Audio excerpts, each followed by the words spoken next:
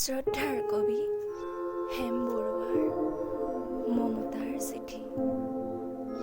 মৰমৰ এয়া মম এডাল জ্বলাই লৈছোঁ।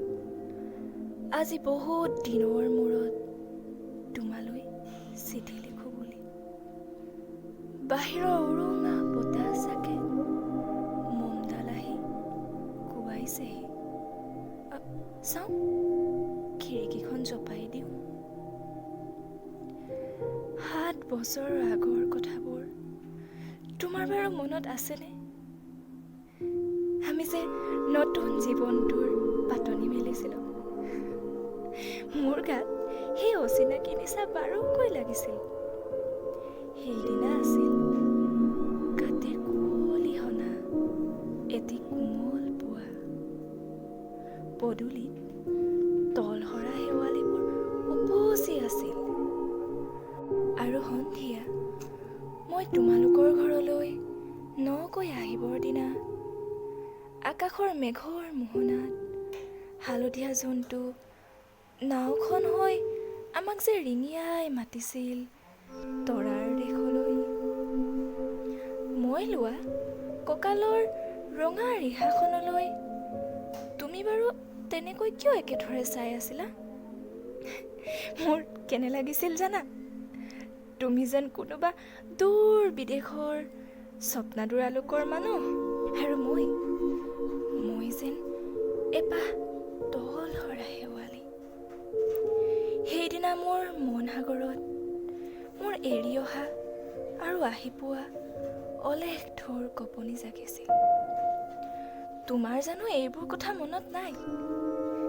আমাৰ দেউতাই যে চিঠিত লিখিছিল, আই, তই নতুন ঘৰখনত হাঁহি মাতি থাকিবি।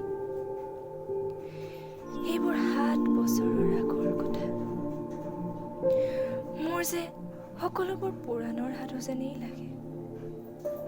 জেঠমহীয়া দেউতাৰ বছৰেকীয়া পাৰ হৈ গ'ল। তোমাৰ বাবুল এতিয়া বৰ দুখ হৈছে।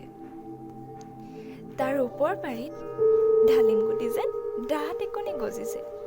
সি মোক একেবাৰে এৰিকে নিদিয়ে। কেতিয়াবা মোৰ যে ইমান খং উঠে। তুমি নাই নহয়, সেইকাৰণে। সি বাৰু মোৰ বগা সাজযোৰলৈ এনেদৰে তধা লাগি চাই থাকে কিয়? তাৰ উপজাৰে পৰা এইযোৰ কাপোৰ চিনাকি, সেইকাৰণে নহয়। বাবুল এতিয়া বৰটো হৈছে বুজিছা, আৰু ডাঙৰ হ'লে তাক স্কুলত নাম লগাই দিম। সি স্কুলত থকা সময়খিনি মোৰ যে বুকুখন তেনেই উদং হৈ থাকিব ভাই। আৰু কি লিখিম? বিশেষ একো নাই। মোৰেই শপত, তুমি যিদিনা উলটি আহিবা মোক আগতীয়াকৈ জনাবা দেই।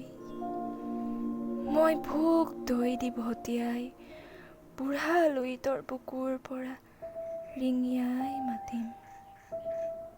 তুমি যিদিনা উলটি আহিবা মোক আগতীয়াকৈ জনাবলৈ নাপাহৰিবা দেই। মৰম লবা ইতি তোমাৰ মমতা।